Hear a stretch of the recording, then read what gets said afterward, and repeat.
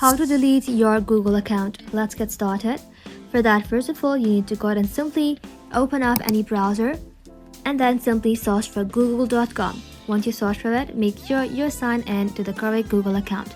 After that, simply click on your profile icon, then tap on manage your Google account.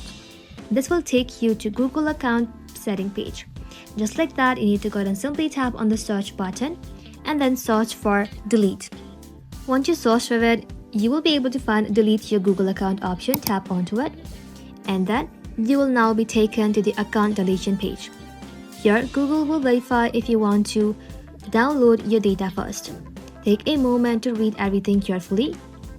Deleting your Google account will permanently remove all data including your Gmail, Google Photos, YouTube, Google Drive, Calendar, and many more. If you understand and want to continue, you can simply tick these buttons and then tap on delete account. And that's it. Your Google account and all associated data have now been permanently deleted. Thank you all for watching. If this video was helpful, consider subscribing to our channel and liking this video.